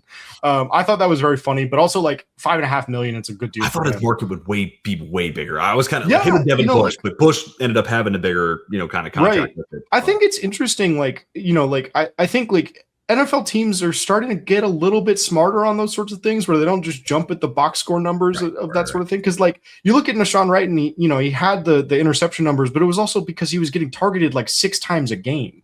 Right, like he got some of those interceptions because they were throwing at him all the time. And then I thought that this was a great job by the Jets to just get adults into the building on defense. Right. Demario Davis, Joseph Osai, Minkah Fitzpatrick. Just get some guys that like can run the defense and are gonna be able to just like hold it down, do whatever they need to do, like. Even like the Kingsley Enagbare signing for them, just add some guys where it's just like, just raise the floor of the defense a little bit. I don't care about like if there's, maybe they go from being like one of the worst defenses to being like the 25th best defense in the league. And it's like, okay, this still sucks, but it's like, at least it's not like a complete circus. Yeah. Right. It's not an embarrassment anymore. Like they're going to hold you to a higher standard. So I thought all those moves for them kind of signaled like the way that they're building the culture there a little bit. Yeah, and it also sets the table for edge rusher probably being the pick at 2. Seems like it's Arvell Reese. Interested to see is also the move to a 3-4, how you can kind of move him around. Would love to see him with Demario Davis. That could be a really fun kind of mentor-mentee relationship. Dylan Parham, when you lose AVT, not a bad guy to bring in there as a pretty reasonable cost of a replacement. All right, Philadelphia Eagles. Really, also real quick with the Jets, Savondre Sweat. I thought like a pretty good player to get back for Jermaine Johnson. I thought that was a good scheme fit there. Didn't want to couldn't get past that conversation without Sweat. Eagles, really a couple of different moves here. We could have the Jordan Davis discourse, but I'm not the world's biggest Tariq Woolen guy, but like I actually really kind of like him as a Vic Fangio fit. So like all of a sudden, all my Rick Woolen hate in my heart is dissipated, and I love this kind of situation. And I think $15 million, not the biggest overpay, especially considering it is a 1-year deal. But it sets up Woolen next year to like get a bag if this does work out the way I think it could. So I'm gonna go with Tariq Woolen there as like the most impactful signing. Now you don't have to go corner at 23. The last few mocks I've been doing before this. Kind of felt like, God, okay, we got to go, whether it's Cisse, Terrell, maybe you get McCoy falling. It feels like you got to go with a corner there. Now you're kind of freed up to really be kind of sober looking at the board and just who's best player available. What stands out most to you, Alex? Yeah, I think it's got to be Tariq Woolen. Anytime you can go from Adoree Jackson and what the Eagles were putting out at corner last season to Tariq Woolen, even like the Jonathan Jones signing for like $2 or $3 million a year, you have just like, hey, look, Tariq Woolen's a volatile player. If he doesn't pan out the way that we think he does, like we have 32-year-old Jonathan Jones. We know what we're getting in him. Like we can put him in there every now and then. And then I thought it was interesting too, because the Eagles are normally so good about, when they let guys walk, it's because they have somebody in-house behind them that's ready to go. And I don't really think that's the case with Blankenship. I'm interested to see what they do with safety now. It's a nice safety class. I like a lot of the guys that are going to be there day 2. But if Thieneman slips a little bit, do you consider that at 23? Are you looking more for like Kamari Ramsey day 2, Genesis Smith, something like that? So one of those guys. So I think that's an interesting one to kind of track it like on day 2 for them. But yeah, I think the Tariq Woolen one is one where it's like, all right, cool. Like you've at least put a Band-Aid on the corner room for this year where you don't now you're not going to be like, okay, we have to pay Cooper DeJean and now we have to pay Quignon. And now next year we also have to pay a rookie, right? Like you kind of stagger it a little bit more so that you don't run into the same problem that you have with the defensive line room right now with Jordan Davis and Jalen Carter. Yeah, honestly, I think Ramsey's a great shout, great scheme fit. They need kind of more of the free safety type, depending on where you are with Sidney Brown and whatnot, and also Makuba, and also coming off that ankle injury. But you got to think about like Vic Fangio playing a lot of quarters. So not only Ramsey free safety, but like specifically kind of like playing slot post. I think that's a perfect ask for what he's basically done the last 2 years between free safety 2 years ago at USC and then playing a lot of slot this last year with the Trojans. So I really like the Ramsey shout there. Then we get to the Steelers, my Pittsburgh Steelers. Really love bringing back Asante Samuel, just like under the radar. No one asked, but I like it. And I know you're a Chargers guy. So 1 year, $4 million. I'm in the Asante Samuel business at that price. I'm not as optimistic quite about the Jamel Dean situation just because he's often injured, but like in theory, good. I like that, as an addition to that room. Really, Michael Pittman's probably the one that stands out the most. I didn't really see that coming, but it happened so fast, and it all kind of made sense. I don't think they paid him too much. I think that's a reasonable kind of value for where we are with Michael Pittman. It's a guy who can get open, especially in the intermediate. You have DK Metcalf working the vertical stuff. So I think it makes sense. Still, you could go receiver at 21 if it's not Ty Simpson or something like that. So if you love Conception, you love Omar Cooper as a slot type, I could totally see this team moving on from Roman Anthony. This coaching staff has no allegiance to him. They could still keep him and try to salvage that, but they could easily just move him for, 5th, 6th round pick to San Francisco. We'll just name it a place. So I think Michael Pittman stands out the most, but I did want to shout the cornerback room there just because to me I'm really curious to see how this new defense, Patrick Graham, how did he want to approach that? Because that has been a position group killing me as a Steelers fan the last few years. So I'll go Michael Pittman, most impactful move. What say you, Alex? I like the Rico Dowdle move. I like replacing Kenny Would- Gainwell with Rico Yeah. Dowdle.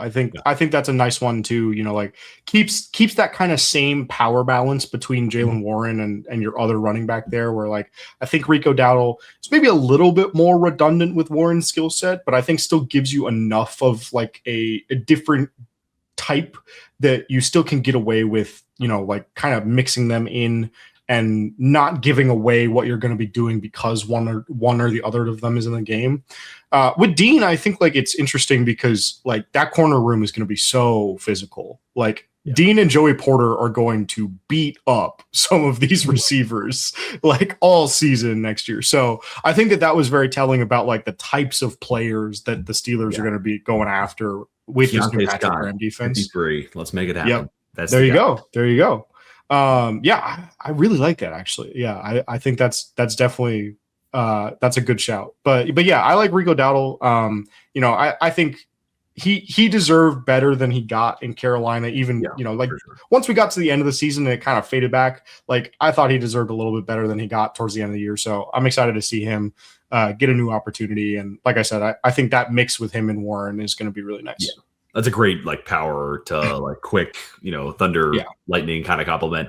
And Dowdle, like Pittsburgh specifically loves a running back with a chip on their shoulder. Like that's our type through and through. Like James Conner exemplified that, and then Rico Dowdle, the next edition of it. But I do wonder what that means for Caleb Johnson. Just like looking back at that, you know, speaking of third round picks that somehow seem high floor, but can't go wrong, and then they do go wrong. From Roman Wilson, I give you the next edition being, or the next chapter being Caleb Johnson. I wonder if that looks better in year two, but Rico Dowdle kind of sets the stage to where like we might not find out, to be completely honest with you. Right. San Francisco 49ers. What do we have here? Mike Evans, I guess, is the big one. It feels like you kind of got to go Mike Evans here. So yeah, I'll say Mike Evans. And really, it's kind of almost more telling that he took like a similar contract just to go get away from Todd Bowles in Tampa Bay, and just go in his eyes play for a real contender. To me, I really like it a ton just because it's a different dynamic. Ricky Pearsall then away from the X position. I think he's better as a Z slot type. So that's good for him. And also like with Kittle's injury happening so late in the season, this team to me has always had two cheat codes in the red zone with CMC and Kittle. And now, you know, with the uncertainty of Kittle, like you still have CMC and Mike Evans, who's just like a red zone monster. So it kind of keeps you where you were as like a super strength. And then in a perfect world, Kittle's back, you're in the playoffs, and you've got three like can't stop beasts inside the red zone. So I'll go with Mike Evans there. It's probably the most obvious one. Yeah. Then Osa Odigizua, but I'll give it to you. Yeah. What stands out the most to you? I really like the Vidarian Lowe signing, actually. Like 2 years, $12 million. He's going to be not bad. Low cost. Yeah, sure. Your swing tackle this year, you know, like I think, you know, in terms of draft impact, right? This is another spot where like I kind of had an offensive lineman penciled in just because like, you know, we're hearing like 7 or 8 of them might go in the first round. I was like, well, they got to go somewhere. And so it's like San Francisco's towards the back half where I think more of those, like where I value most of those players. And so I'm like, all right, throw him a guy who's going to be their swing tackle. And then he takes over for Trent Williams. Right. You know, they signed Lowe when the trade talks with Trent Williams were kind of going on. I don't know if that's still something that is in the works for them, but he's also 40 years old. So, you know, like, but now, right, like even if, you know, if you trade Trent Williams, if he retires after next season, if he's like, hey, I want to get out of my deal, cut me, or, you know, like whatever it may be, like he's not on the team next year. You have a guy in-house who was your swing tackle last year. He's played well when he's played. I think he can step in, be your left tackle. You know, if Colton McKivitz continues to struggle, you could slap him in at right tackle too. Like, I think that was a nice deal to kind of give him some future flexibility there. And now they're not like locked in on taking a tackle in the first round. The same way that they're not locked into taking a defensive lineman. Now that they traded for Odigizua, they're not locked into taking, you know, a wide receiver. Now that they signed Mike Evans, like so I thought they did a good job kind of like finding some places to fit all those needs so that they're not locked into something. Yeah, no, totally. Kind of the same thing we talked about, like the Ravens process, all the Band-Aids, just overlook at the board. And I like the Odigizua ad. I mean, this team just needs more pass rush juice, so wherever you can find it, I think that's a good addition as well. I still think they go O-line at 27. Would love Casey Concepcion, Omar Cooper, but I feel like Caden Proctor. Caden Proctor feels like the right, you know, like situationally pass the torch to him. Trent Williams, like that feels like it works. Yeah. But again, works in theory. Seattle Seahawks, to me, almost like the biggest thing that stands out is Kobe Bryant leaving. That's a bummer. But I mean, this is like, Super Bowl, you know, hangover like that. It's kind of looks like this sometimes. But I do like bringing back Josh Jobe. But I will toss it to you. What stands out the most with the Seattle Seahawks? Yeah, I think that it's interesting. I mean, obviously, I think that most people knew going into free agency that they were going to let Woolen walk, but I still think that it's interesting to pay Josh Jobe $8 million rather than bring back Tariq Woolen, especially after a couple of days go by and you're like, hey, Tariq Woolen's only going to get 1 year, $10 million from the Eagles. It's like, are you sure you don't want to bring him back at that price? Sure. Right? Like, and I get, there's some other stuff going on behind the scenes there and everything probably too. But like, I thought that was interesting. I think, Job is a good player. $8 million is really not that much for a corner. I think that it doesn't preclude you from going corner first round, at 32 also, to actually replace Tariq Woolen. And then I thought retaining Rashid Shaheed, like I just sort of assumed that Rashid Shaheed was going to be like, I'm going to follow Clint Kubiak wherever he goes, because that's how it's been so far. But, to get him locked down for $51 million, like I think that was a great move for them. Really just like gives you some vertical threat to keep JSN open in kind of the intermediate area. So I thought that was great from just like a tandem aspect there too. Yeah, no, totally agree. Still optimistic about Torrey Horton, but Sheehy definitely kind of like with that money, he's front runner receiver too, no doubt about it. And then I look at pick 64 with K-Walk on Sharp coming off the ACL. That feels like a really good spot. Could Jadarian Price be there? Is it Mike Washington Jr. from Arkansas? And is that okay. I was about to say it's just an ad. Okay. Whew. Tampa Bay Buccaneers. I was like, no way we could be done. So we're getting there, I promise. Tampa Bay Buccaneers. I will I'll go Kenny Gainwell. I guess it's not like really there's something sexy here. I am glad that they tendered Sean Tucker. I guess they eventually did do that. But yeah, Kenneth Gainwell, I like that as a solid compliment to Bucky Irving, especially the pass catching value he brings. This team's going to chuck it around the yard too. So really, there's nothing a whole lot that stands out here. But I'll go with Kenny Gainwell for the Tampa Bay Buccaneers. Really, what stands out again is kind of the departures here for this team. But what stands out for you, Alex? I like the Al-Qadim Muhammad signing, $6 million for a guy that was super productive last year. I heard a little bit that they were in the Trey Hendrickson market. I think that once that ship kind of sails, it's like, all right, take the budget option, $6 million. Doesn't stop you from taking an edge at 15, but like gets you a guy who's going to be productive in a rotation. And then A'Shawn Robinson, I think, is still a useful player for $10 million. Like to get that deal, like he gets a raise off of what he was making in Carolina. He's been a useful player for a decade plus at this point. I think that's a nice one to just give you another rotational body with Vita Vea and Kalijah Kancey. Both those guys have been injured the last couple of years, and so just build some depth there, build some rotations, take some snaps off those guys' plates. I thought that was a nice move. You lose Logan Hall. Yeah. So like total. Yep. Yeah. And I like Alex Anzalone. We haven't gotten to our annual Levante David 1 year deal, but I think he'll be back. And I think Anzalone, if that's the case, that's a really nice 1-2 punch there in the middle. Yeah. All right. Tennessee Titans. Now it's kind of a shame we did this in alphabetical order again, because this team probably should have been at the start of this video, but we're keeping the watch time up. That's all. Alex, you're our guest. What stands out the most about the Robert Saleh Brian Daboll reunion party in Tennessee for you? Yeah, I like what they did in the secondary. I like Cordell Flott and Alontae Taylor. I think I'm really high on Alontae Taylor as a player. I think that he's another guy, like we talked about Jalen Thompson earlier, of just like, kind of gets lost in the muck because he played for a bad team. But, like Alontae Taylor with the Saints has been a good player. And, they tried to move him outside a little bit. I don't think that went as well as they thought that it would. But with Taylor and Flott, you have guys that have outside-inside versatility. And so you can kind of you can find your best fits there. Right. And you can move those guys around a little bit. I don't love paying Wan'Dale Robinson that much money. I think but like it's Brian Daboll's guy. He needs, he needs guys that know his system. He just got Wan'Dale Robinson 1,000 yards. He can do it again. I get that. But I really like Flott and Taylor. And obviously, it's funny because like one of my favorite ones is like the one guy that they signed that isn't from the Giants or the Jets. And I'm like, yeah, no, Alontae Taylor, good player. No, those stand out to me. I also like, John Franklin Myers, a good bit of money, but this team had a little bit of money to spend, so I don't absolutely hate it. Familiarity there with Saleh, but also Jacob Martin, been a productive pass rusher, showcasing. I mean, not a great Washington defense last year, but like Martin down the stretch was kind of the guy who would flash for you and make a couple plays a week. Tony Adams, another guy with familiarity there with Robert Saleh. So a lot of things that make a lot of sense with just, setting a floor for this team and having continuity. The biggest thing for me when I look at this team's roster, Kevin Zeitler leaving and then moving on from Lloyd Cushenberry, which I understand why they did.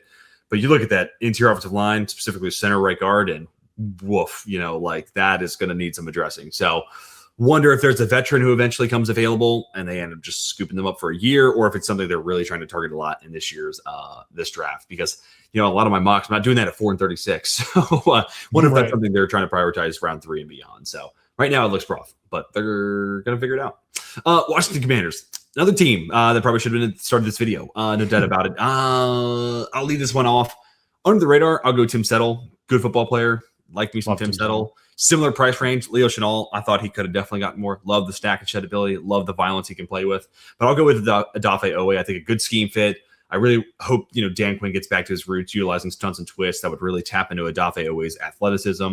But they just it seemed that pass rush wise was just so bad last year. I mean, their secondary is rough, but their secondary so often was left out to dry. So they had to address that position. And it wasn't just Owe, but it's also Caleb Vaughn, Chason, Charles Omenihu. So got a couple different types, right? Like Owe, Chason, you're bringing them in because of what they do as a pass rusher.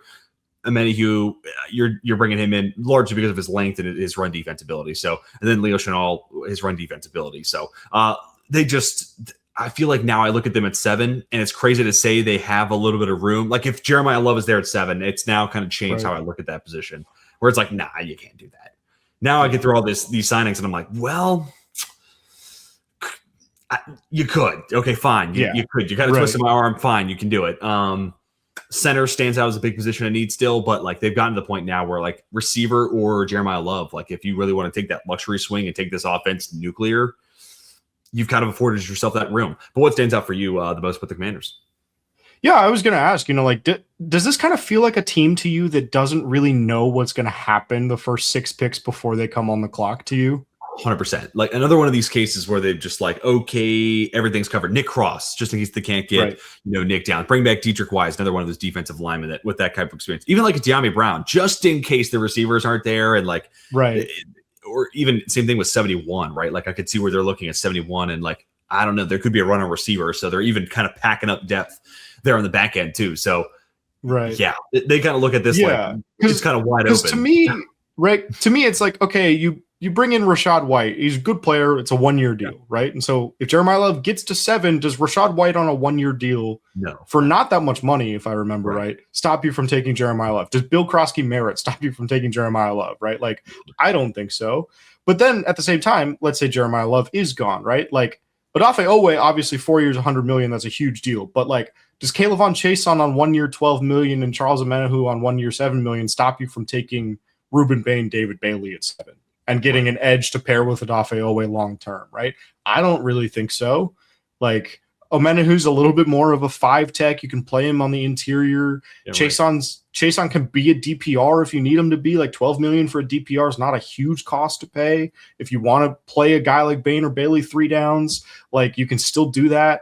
Again, like wide receiver like De'Ami Brown, they re-signed Treylon Burks. They like what they saw from him last season, and so it's like, are you kind of hedging against like, well, if one of those guys is there, then we're not going to take Carnell Tate at 7, and so we kind of just need bodies, and we'll figure that out at 71. Like it feels a lot to me to just like, even like Chigakonkwo at 3 years 30 of like, okay, now we're not going to like over leverage ourselves into taking Kenyon Sadiq at 7, right? Like, you sign Nick Cross for 2 years 14, and it's like, okay, now we can think about Caleb Downs, but we don't have to do Caleb Downs. Like Leo Chenal, now like if Sonny Styles is gone, we're not like out a linebacker playing. Like it's just like they just hit everything where now it's just like, okay, we're prepared for every outcome, and now we can just take the player that falls to us.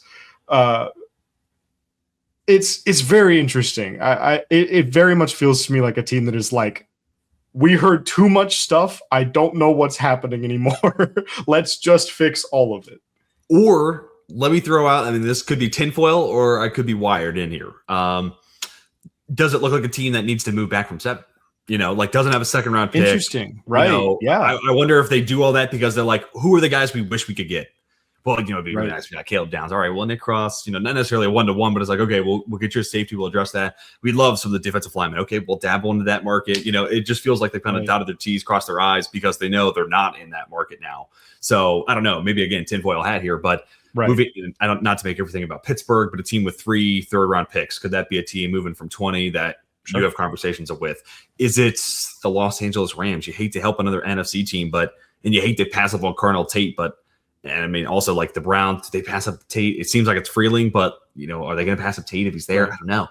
But could the Rams be the guys calling you moving back from 7? Like I don't know. Maybe they're looking at this because they have something in the works to move off of 7, and there's certainly a team that could use that also too. Just because now they have all these guys signed in free agency, this money is eventually going to be something they have to address. So moving back and a few other cheap contracts on the roster, a few other rookies would certainly go a good way to kind of balance the books.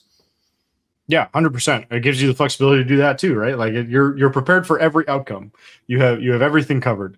But yeah, I think like that's going to be one of the more interesting spots. I think, especially in like the top 10 to 12 picks, like what Washington does. I think like that's kind of the first branch of like how this draft gets cracked open.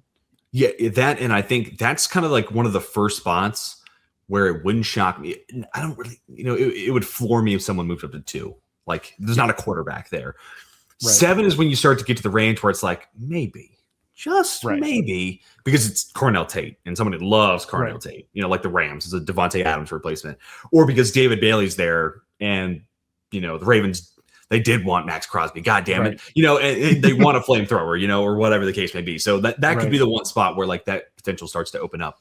But anyways, dude, Alex, I appreciate everything you brought to the table, dude. We had a great conversation, and it's a little long-winded, especially when you're working with me. So I appreciate you being patient with me, going through 32 teams and a ton of different signings, ton of different names. But I appreciate you being a champ here. And where can the good people find more of your great work?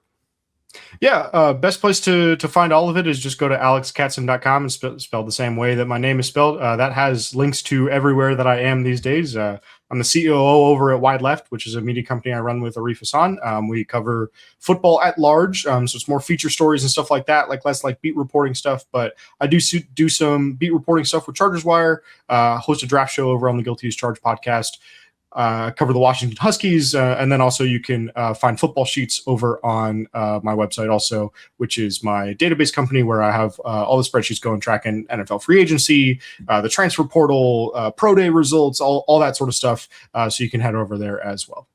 And I mean, Alex, like I'm not trying to blow smoke up your ass here at the end of the episode, but we are fortunate to live in a time where there is so many great minds that get to work in the space, and like Substack has become this place where just like a wealth of football knowledge exists, all at someone's fingertips if they want it. And I cannot recommend Wide Left specifically enough. So like if that is something, if you're following this podcast and you don't know what Wide Left is, this is your olive branch. This is your, really not even that. It's your buoy, because you need to know what Wide Left is if you know about us on the other side of that. So no, you guys are doing a great job there. And really, again, I brought you on the show because you cover so many different things at such a high level that I felt like this was a great way to kind of encapsulate that wealth of knowledge. So I appreciate you bringing that wealth of knowledge here to the show, man. It was great to catch up with you as well. It was good to see you at the Senior Bowl next year, hoping to be there again, and then maybe the Combine. So I know you had fun at Indianapolis, so hoping to join you there next year.